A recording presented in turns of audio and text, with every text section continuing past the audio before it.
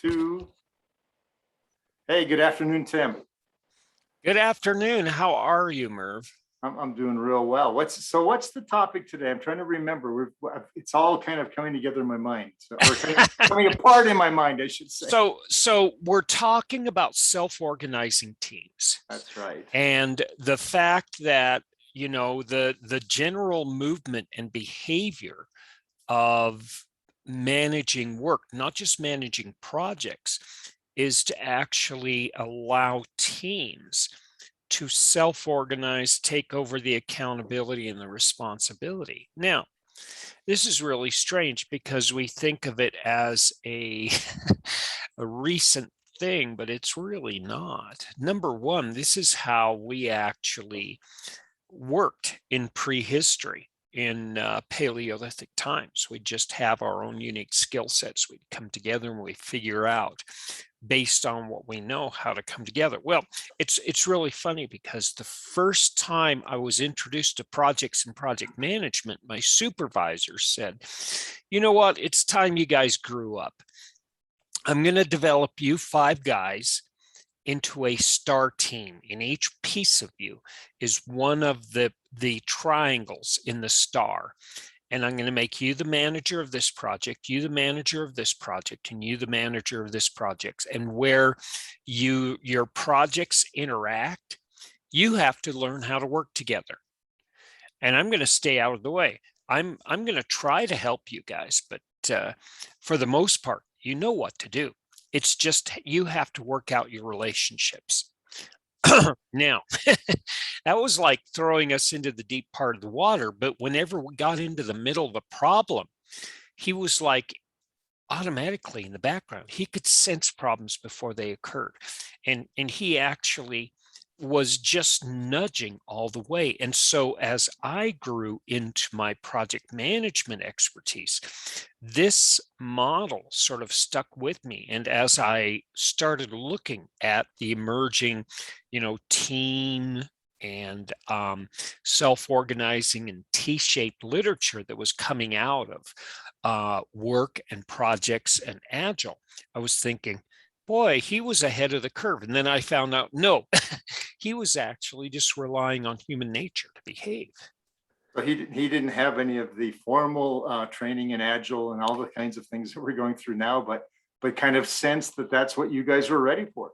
Exactly. Yeah. He had been preparing us all the way for it too. He took people right out of college and threw them together, and he gave us a lot of theory on being part of a group where we had to rely on our skills, but we had to rely on what everybody else had too. So it was really interesting to see how this just naturally formed. Yeah. So when I think of self-organizing teams, when it comes to managing IT projects, and perhaps Agile formalized this more, perhaps we were using it in a more informal fashion on some of our projects. But when I kind of think of self-organizing teams, I think of a collection of people who come together, who are able to find their own place, work together collaboratively, and kind of bring the entire team across the finish line at the same time, all while not necessarily relying on someone to, like shuffling out a deck of cards, here's your job for today kind of thing. They're able to understand what the next step is, understand where they fit, bring it all together as a team, and make it all happen together. If that makes a lot of sense. It actually does. There's probably 25 different definitions of self-organizing. There's the traditional T-shaped, right? Yeah. I'm deep in my focused specialty. I'm really good at what I studied for and what I am. I also have a breadth of experience that I can actually connect my specialty with.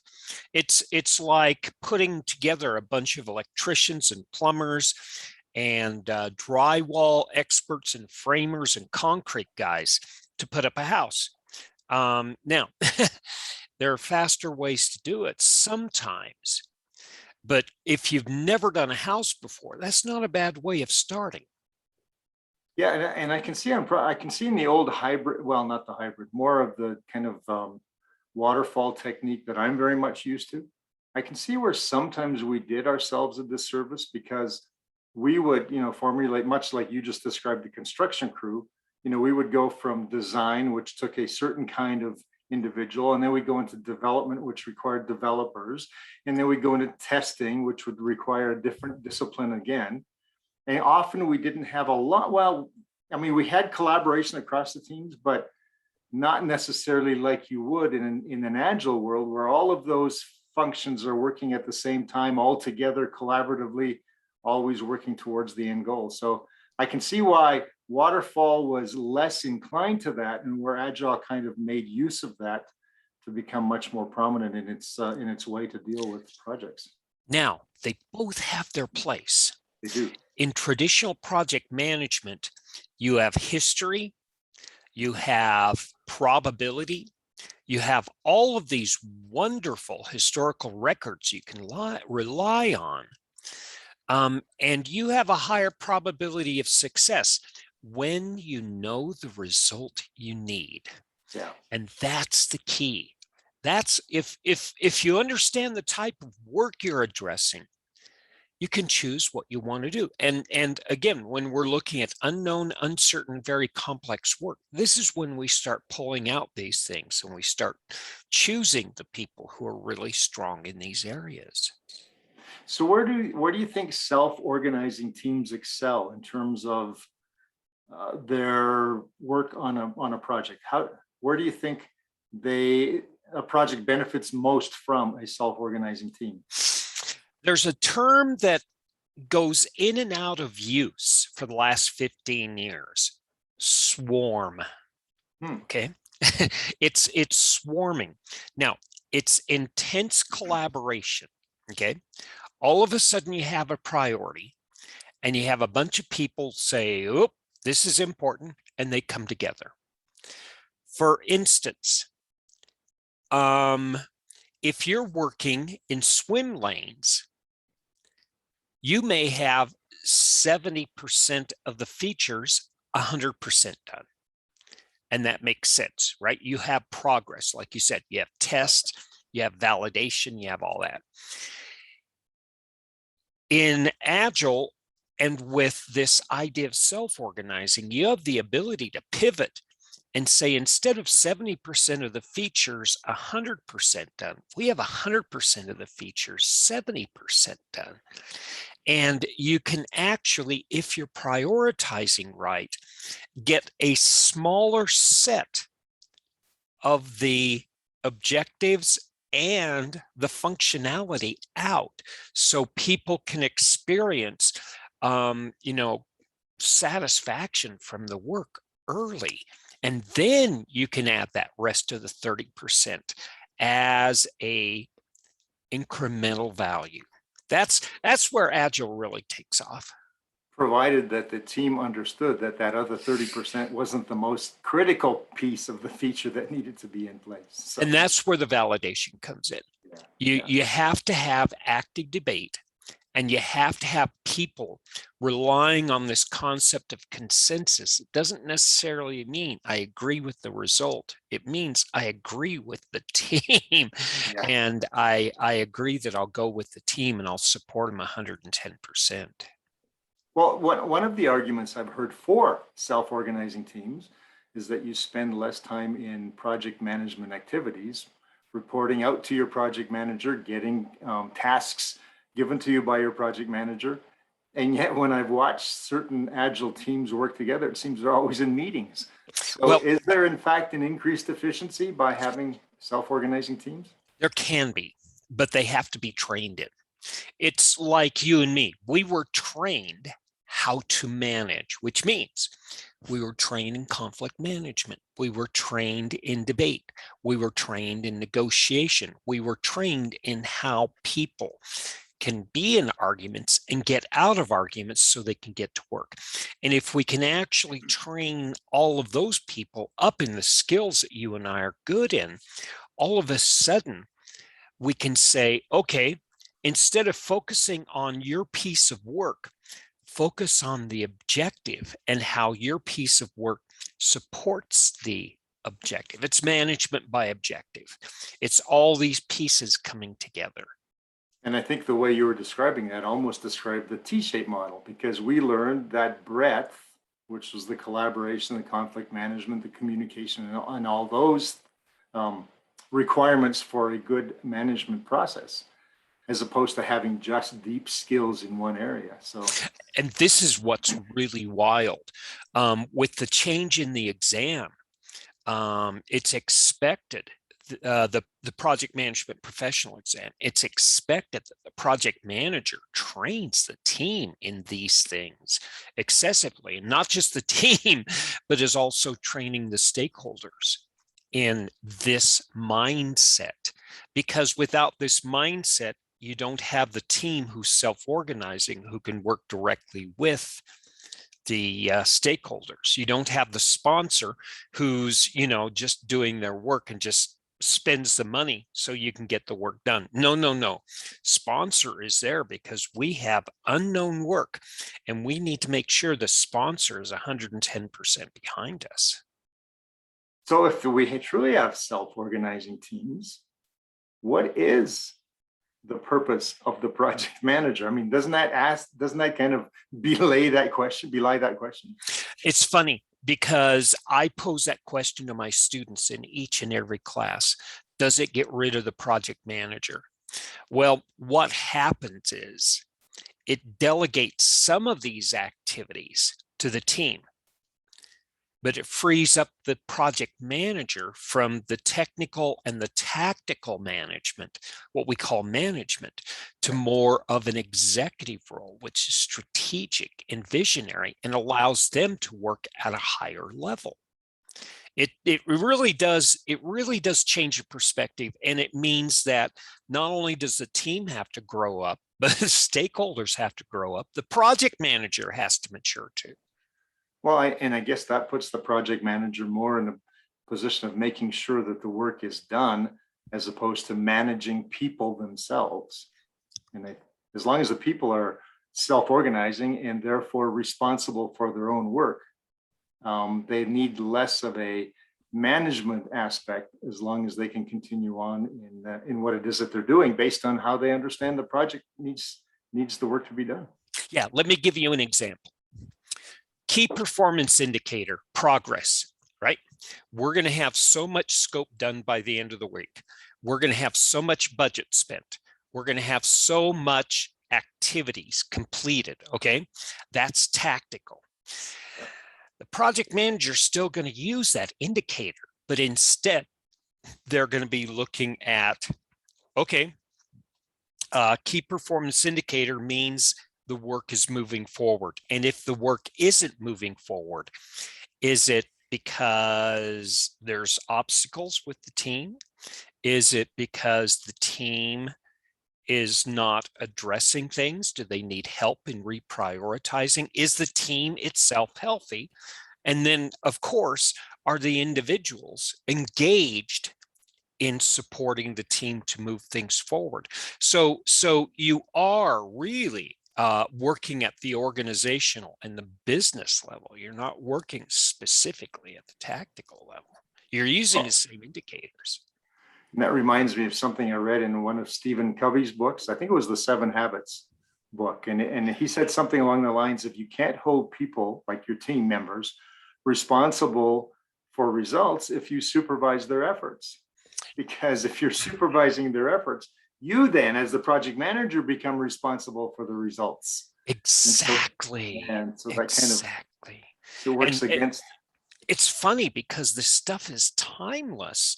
We know this. We studied this in university over 20 years ago, and it, you know, the old story, you know, what was once old is new again, is sung over and over and over in business and work theory.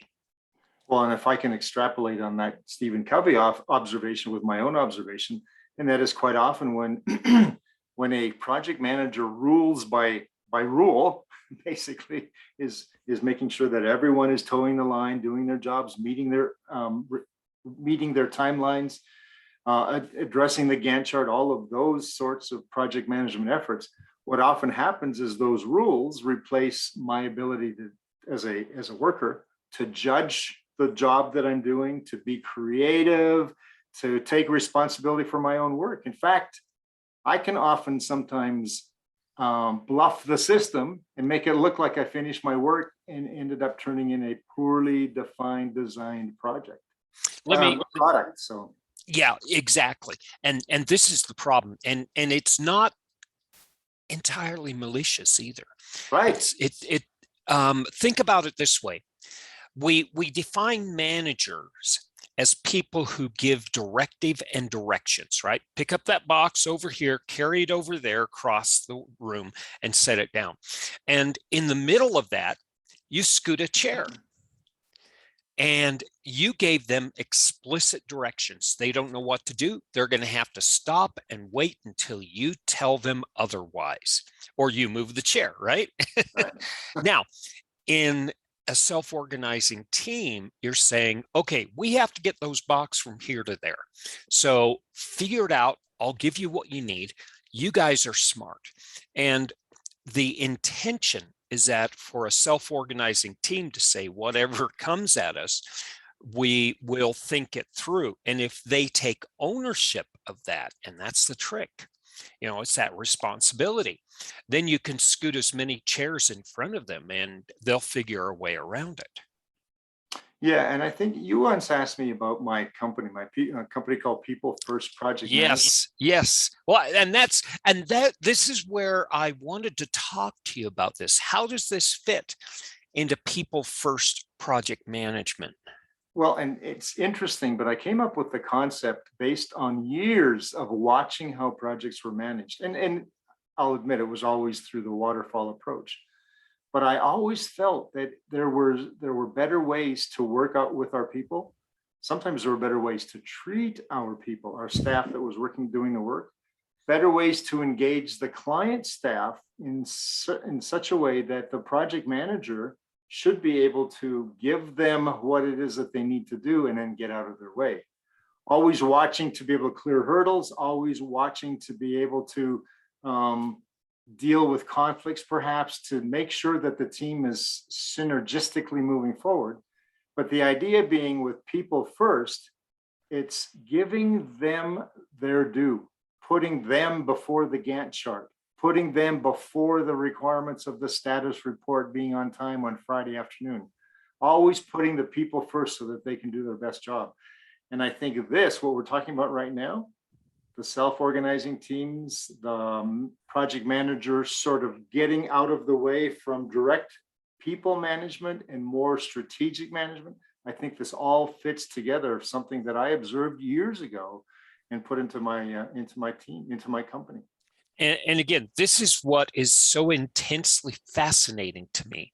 You came to it through these years and decades of deep, rich experience and observation and collecting data and analyzing. I came to it from a few business degrees and finding some real prescient leaders, and then looking back and studying leadership itself in history and then into philosophy. And they've always said this. And my path and your path converged right on this point. And it beautiful, and it resonates so well. Well, it doesn't matter which source we came from, it leads us to the same destination. Well, and I observed, and please, whoever's listening to this point right now, don't take this as a stereotypical comment. But in several of my projects, I worked with government clients, and a lot of the staff on the government side did in fact operate in a way that they did their next task based on what they were told to do. And sometimes I would ask and say, can you do this for me? And they'd say something along the lines of, well, that's not in my job duties. And again, I don't want this to be a stereotypical approach, but I've seen that in government. I've also seen it in industry. But having, and here's where I came also to some of those conclusions, in working with those exact same staff and encouraging them in a different way and showing them how their efforts can be more positive. by stepping out and doing something that they weren't told to do but was necessary. I watched those people blossom. When I say those people, I don't mean just those government employees that I worked with. I mean any employees who were used to being directed, suddenly becoming self-directed. I watched them blossom incredibly. In fact, one young woman I worked with, in the span of 4 or 5 years, more than doubled her salary because she blossomed so much that they kept giving her more and more opportunity and management responsibilities. So you know, and it's not just government. I right. have international project managers, and there's no way to actually say that they're primarily this or primarily that.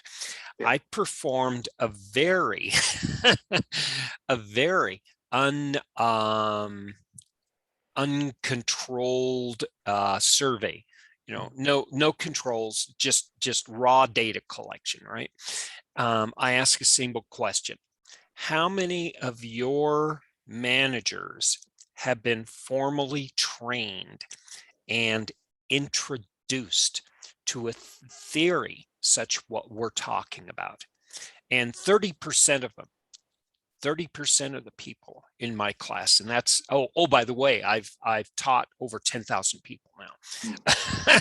30% of those people said yes, that they either went to business school and they got the theory, or they went through some project management training, or they had their PMP or something like that. 70% of people don't even know that this type of stuff exists.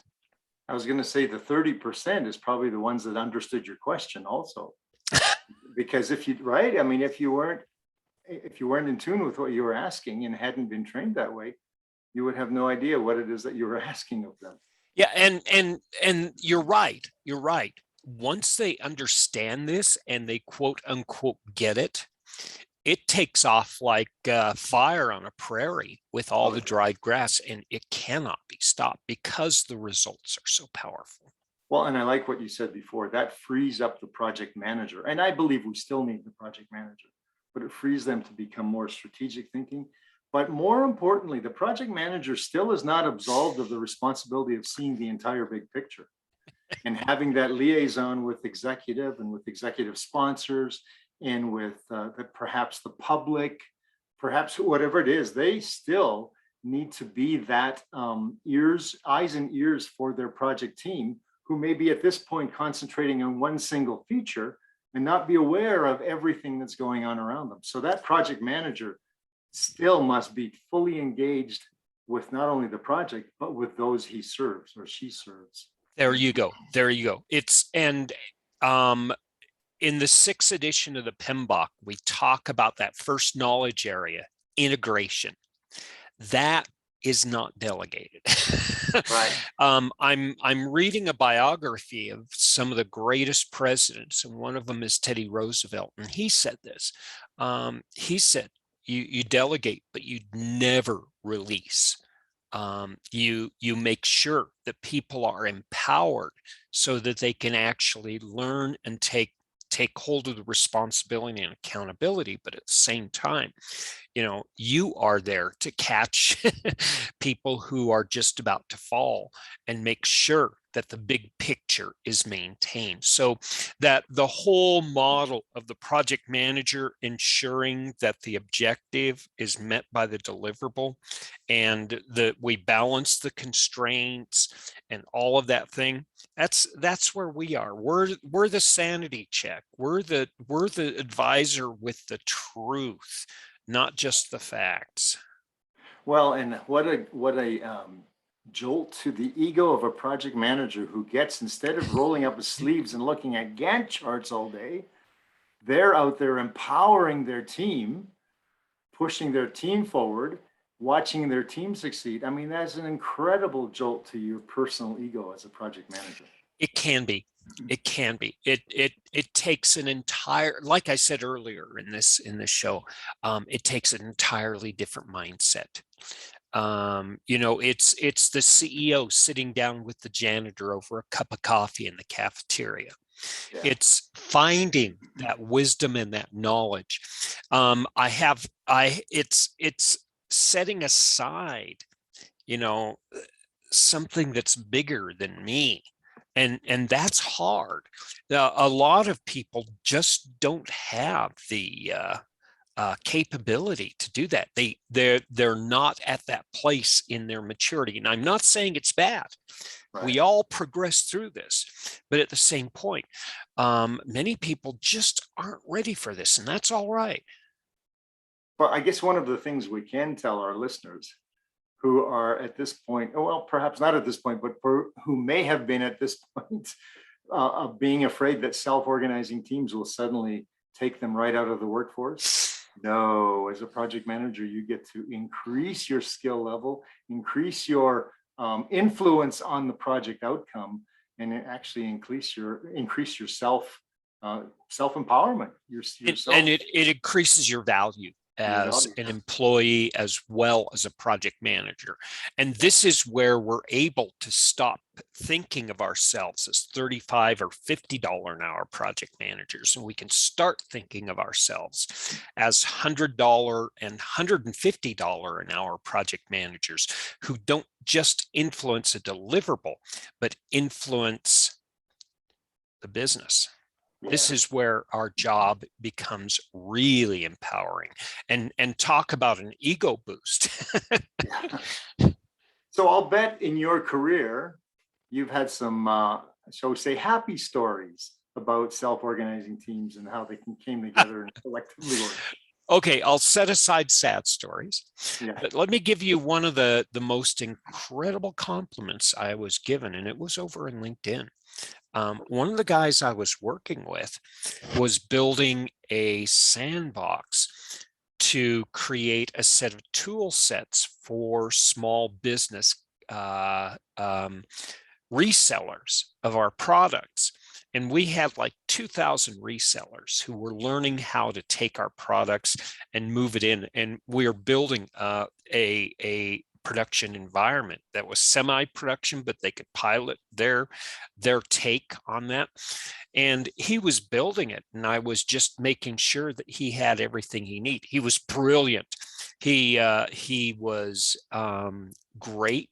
He was thorough. He was mature. He was everything you wanted in an employee. And he didn't say anything. He just did something great. And when I left the company, he went over to my LinkedIn. He said, Tim is an amazing manager, because you don't see him and you don't hear from him, but he just leaves incredible piles of success in his wake. And I didn't think that, I'm great. Okay, that's not what I took from this. What I took from this was, this guy gets it. Yeah, absolutely. I've never worked on an agile project per se. All of my experience has been on waterfall, maybe a little hybrid, but mostly waterfall. And in that process, I remember very distinctly advising an organization who had a contractor or a vendor on board doing their turnkey system for them. But even turnkey systems require subject matter expertise and user acceptance testing and those activities from the client staff. Mm-hmm. And I remember looking at the contractors. I guess it was their entire project plan. That's what it was. It was their full project plan through the end of, and then in waterfall, you can kind of predict as much as possible towards that end date and end result. But in looking at that, I could see looming. It was still 9 months down the way, but I could see looming down the horizon this incredible user acceptance test effort. And working with an organization, which again was used to being told what to do and when to do it, and sometimes how to do it, I looked ahead and said, that's not going to work over here. With user acceptance test, they cannot take instruction from the vendor on how to do their testing. That would become self-affirming on behalf of the vendor. And so 8 or 9 months ahead of time, I organized, and we, with a couple of their leaders, organized an entire team of over 20 individuals who also had day jobs prepared them for a full user acceptance test. They developed over 6,000 end-to-end test cases. And by the time the contractor was ready for that full user acceptance test, they were ready. But we had to organize without anything in the project plan saying you have to do this. And they jumped to it when they saw how important it was. That's great. You know you're working on a great project when you have people that are motivated like that. Yeah. That's wonderful. Now let's flip this coin. That's the bright side of self-organizing teams. Have you ever had a problem where you either crashed and burned with self-organizing teams, or it wouldn't work? Not so, no, because my experience has been largely in waterfalls. A lot of the work is defined by the project plan and then administered by team leads and the project manager eventually. But I have seen situations where, in observing the way the team, and sometimes the teams struggle, right? So in observing the way they're working, I have seen where it would not have worked. For example, I saw a team of developers who every single one of them was an introvert. Not that that's bad, there's nothing wrong with that, but they were introverted, they were not self-starters. And as a result of that, there was no way that they could have organized into that team that needed to produce the product that they were assigned. So I can see that if you have a group of individuals who aren't necessarily cohesive in that direction. Yeah. I've had about 4 or 5 times when I've tried this and I had to back off. Lack of self-confidence. when people don't trust themselves, even if they have years of experience, but they don't trust themselves, it's going to be really hard within the span of a project to get them to step up, even with your intense support. Also, their approach to obstacles. You know, we have this funny thing in the back of our head that says when something happens that I'm afraid of, or it just, I look at it and it might happen and I'm afraid of it, I'm going to fight it. I'm going to run away from it or freeze. And we need, as self-organizing, 1/3 of those responses. And regretfully, humanity is not 1/3. And so it takes time to develop these things, and you have to take a more directive approach when you have urgency on the line, and you just have to give instructions and use the metrics as key indicators of getting the work done instead of maturing the group. Yeah, and I've also had a situation where I've had fairly serious personality clashes. And you think, well, just replace somebody, just move them off and bring someone in who's got, but you know, when you've got institutional knowledge built into your team and the personality clash develops after some months of working together, you need that referee to be able to hold them off, but still get the best out of both, or 5 or 6 people who are, you know, clashing.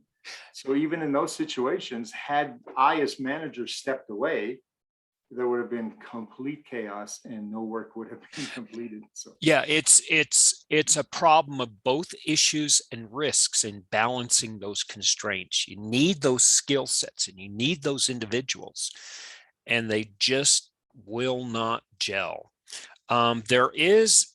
There is an opportunity when you have people who are individual contributors to put them in a corner and give them what they need, and they'll be really satisfied. But for the most part, I've found it's preferred. And for my management style, it works really best when we can have this idea of a team being a step up, responsible, accountable team. I had a development team much like the one you just described. Brilliant developers, but all loners, all of them loners. Oh, and wow. As long as we were able to feed them what they needed to do and show them where they integrated with the other person, they got their work done incredibly. Now, have those people self-organized, it would not have worked. But I remember my manager coming by and said, man, all you have to do with those people is close the door and shove pizza under the door once once every day and you'll be fine. You've got a great team. Right. But not a self-organizing team. Very efficient, effective team, but not self-organized. Yeah. So let's open this box a little further. If you have someone who's a project manager who wants to start exploring, developing self-organizing teams, where would you tell them to start? Any actions or any material or any research?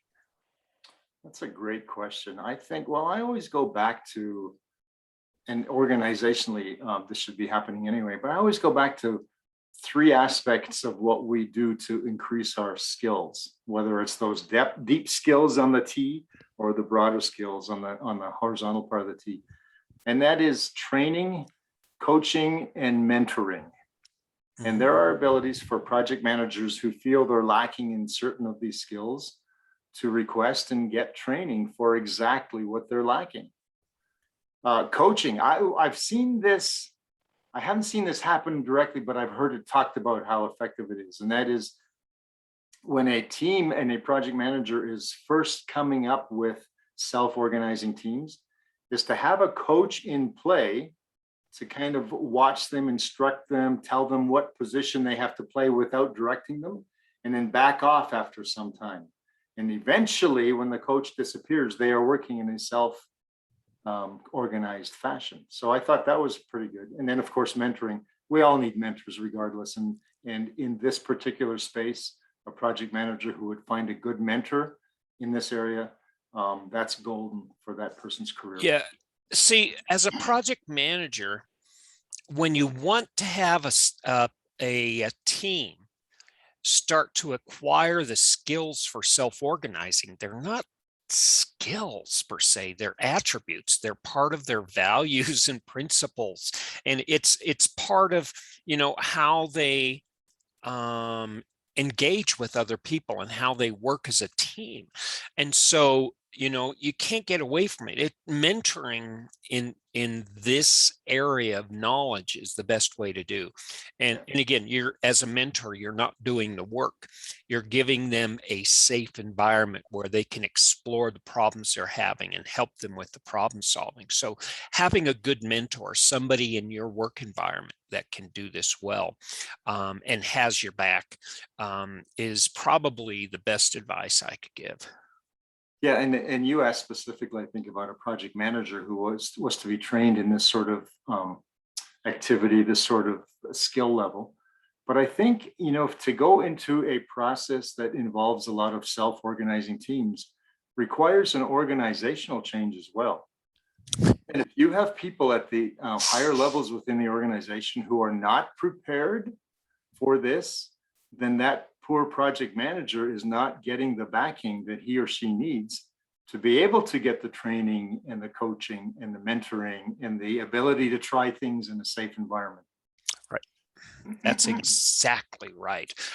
This is, and again, this is not a change in process. This is not a change in how the work is done. This is a change in mindset, which we're generally not introduced to until we start looking at management theory and learning how to become a leader.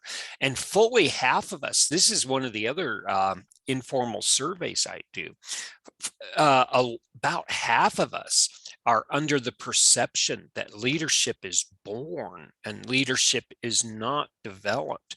And if anybody questions that, please talk to me and contact me. I have 7 or 8 white papers and very academic, deep academic research that says leadership is learned.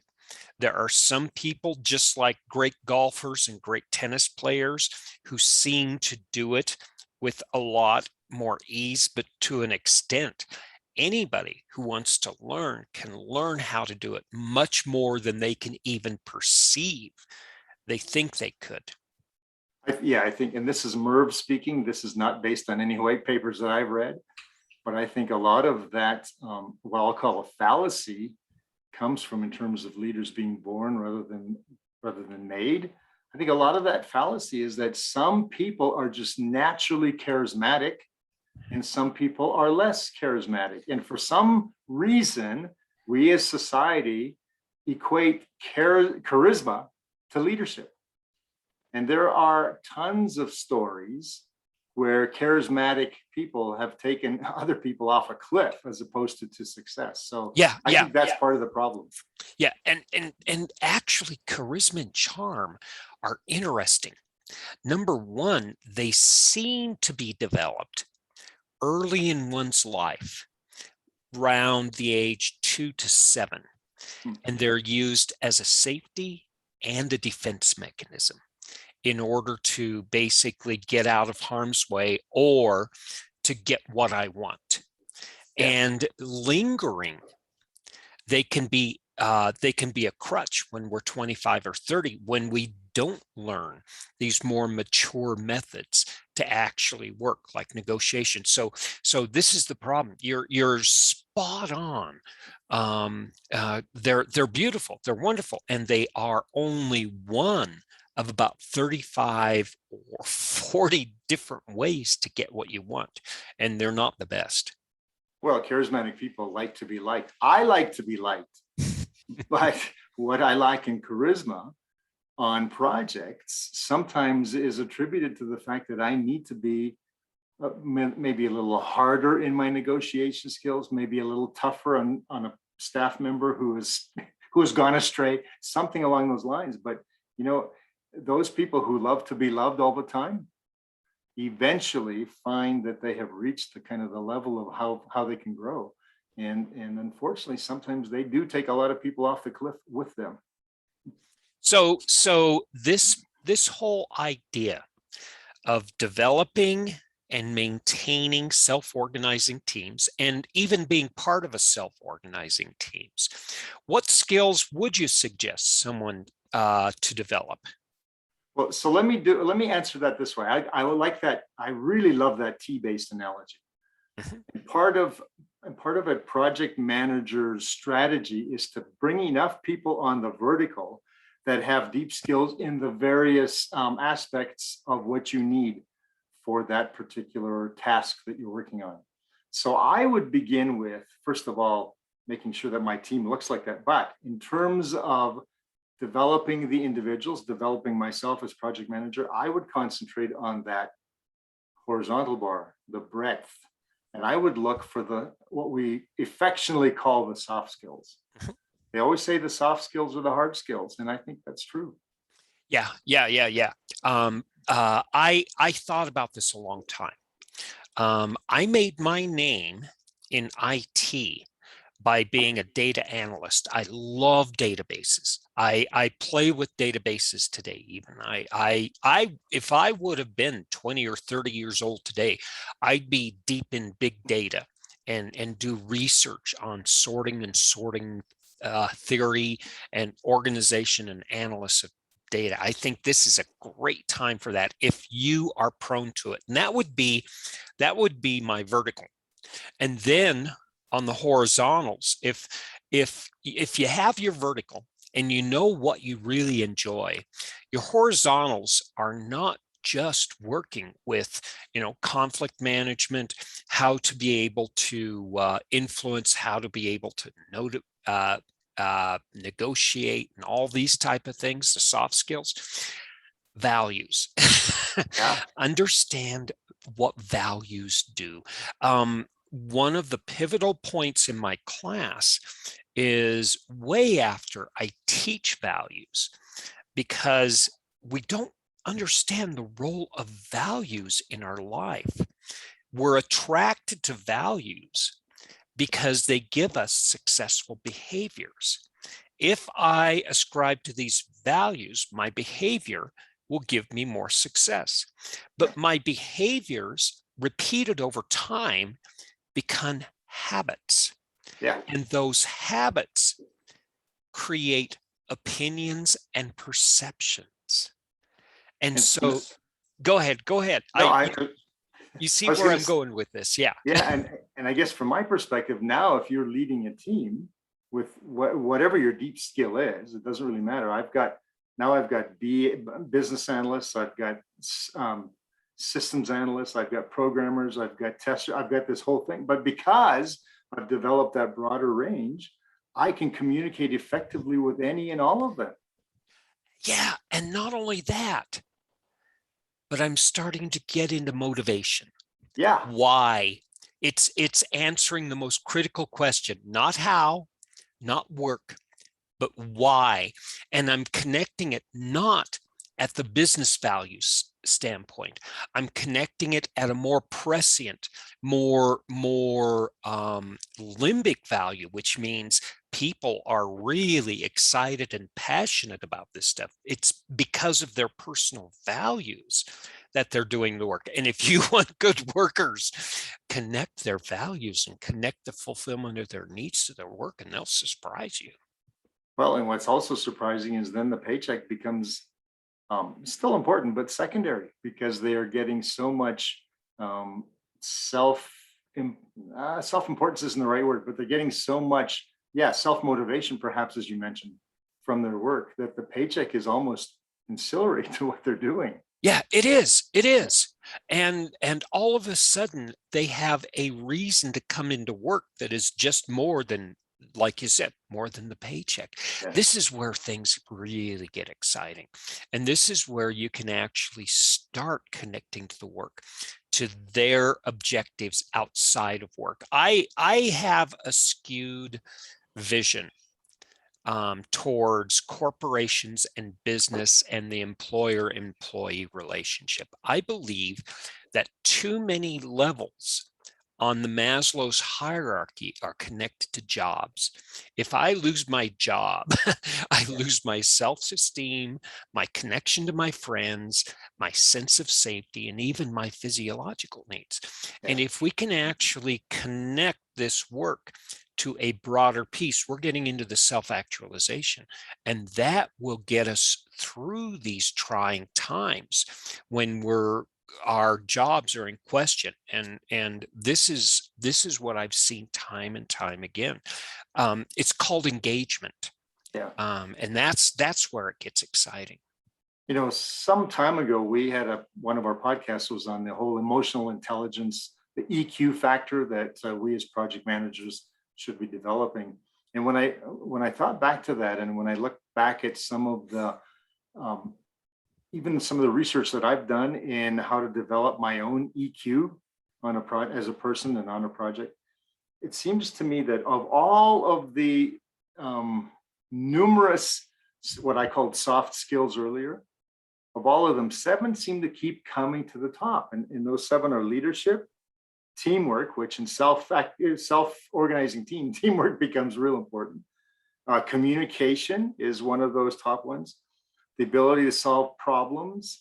I'm trying to think, work ethic is another one. Your ability to be flexible or adaptable to the situations. And of course, your interpersonal skills, being able to engage your team members. So if you look at those 7 skills, what's interesting is a self-organizing team, one of the top skills is leadership skills. And it doesn't hurt that you as project manager or you as leader has a whole bunch of people on your team that are also exhibiting leadership skills. I think that would be the ideal project team. Exactly. This is where I always lead. And we think that delegation, is empowering. And what does empower sound like? It infers I give you some of my power, right? Yeah. And so a lot of managers, I'm not just talking about project managers, but general business managers too, think that if I empower others, it makes me weaker. A couple vice presidents who were 8-figure guys in the corporation I worked with said, no, Tim, they don't push you out. You teach them to be leaders. They're going to push you up. That's what you want. And that makes so much sense. But if you think about it again, you asked what skills would we suggest that someone just starting out to develop? I really think that leadership, and I really think that the whole idea of communication skills and the interpersonal skills are also top of that list. So that, it's not that your team, if you're in scrums or sprints or all that sort of thing in an agile project, or if you're in requirements gathering in a waterfall project, it's not so much the work you do, it's the ability to work together using those skills. And it doesn't have to be a party, but there are times when it can become a party because you are all working to one single objective. Right, right. Personal awareness. Yes. Emotional intelligence. Okay. And this is the key to leadership. Before you learn to lead others, you have to learn to lead yourself. You need to apply your own self-discipline. You need to apply your own emotional intelligence to who you are and be able to explore your own interpersonal relationship. Because once you do that with yourself, then you see yourself reflected in others, and it's easier to coach and mentor them. And not only that, you gain confidence through understanding and being self-aware. And who will not follow somebody who's confident? You know, this is the whole key. It's a natural progression. And who will not follow somebody who doesn't thump them every time they make a mistake? I mean, think of that. If you're the servant leader that is motivating and pushing your team from behind and helping them develop their own soft skills as well as extending their hard skills, who wouldn't want to work for that person? I mean, you would naturally gravitate to that sort of a leader. Right. This is a beautiful model, and I would ask everyone to explore this, whether it's through self-reading and gathering knowledge, capturing it in books, listening to other podcasts on people who are experts in leadership, taking project management or business classes. Leadership is a big topic right now, and you can throw a rock at Amazon and hit 20 books on it. Yeah. But again, if you're interested in more of this, you can reach out to either Merv or myself. Where can they find you, Merv? Well, I think for this kind of offering that you just made, LinkedIn would be the best place, because there's a great way to engage and be able to go back and forth, and then also have other people engage in the conversation. So Merv Jersak at LinkedIn, or People First Project Management. You can find me there as well on LinkedIn. Yourself? Great. And myself, I'm over at LinkedIn. Please be patient with me right now. I have a lot of students with a lot of complex questions, but at the same time, ask me a question, and within about a week, 2 weeks, I'll give you a response. I'm thinking some of those questions that you're dealing with need to be the subject of a future podcast. Oh, we need to start talking about them. A lot of these topics are top of mind for our students. And the funny thing is, we don't actually start asking these questions until the students realize, I'm allowed to ask a teacher a question. Well, but think about that. Students are trying to find their way. We have project managers listening to us who are on their second or third project, who would love to hear these exact same offerings, because there's so much going on in a project. You forget what you already knew, and sometimes you have to be reminded. So yeah, it's always important. Thanks again. I really appreciate your interest in these topics, and they're of great interest to myself as well. Yeah. All right, so a week from today, we'll be at the same place, the same channel, and we'll be right here to answer your questions and bring another scintillating project management topic. Thanks again, Merv. And thanks everyone for checking in with us, and leave questions and comments, and we may be talking about your question in the future. Yes. All right. See ya.